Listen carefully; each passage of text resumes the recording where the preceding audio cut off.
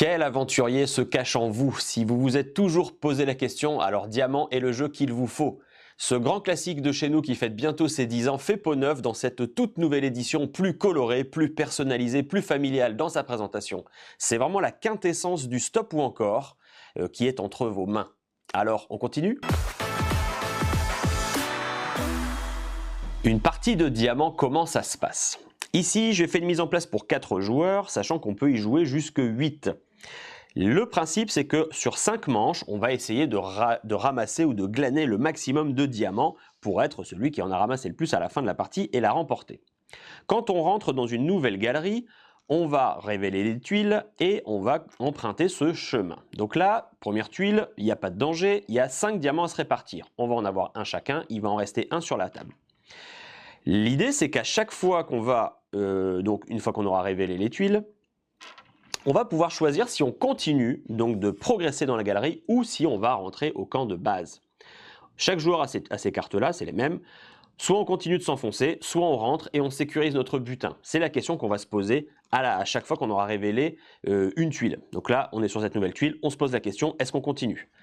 Comme c'est le début de la partie, j'imagine que tout le monde va continuer. On va révéler une nouvelle tuile. Ah, manque de bol, c'est un premier piège. Pour l'instant, pas de panique. Le jeu, en fait, va nous expulser de la galerie à partir du moment où on va révéler 2 fois le même type.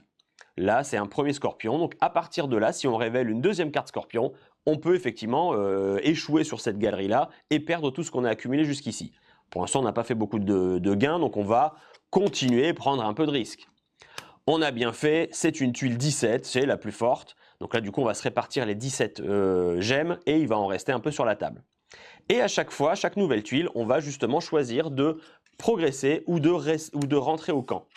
C'est là vraiment la quintessence du stop ou encore, c'est qu'est-ce que je fais? Est-ce que l'appât du gain me donne envie de continuer et prendre de plus en plus de risques? Parce que si on continue, après on va encore révéler un autre type de piège. Là, c'est bon, il y a déjà deux types, mais on n'a pas encore gagné beaucoup de diamants. Qu'est-ce que je fais? Est-ce que je rentre? Est-ce que je rentre pas?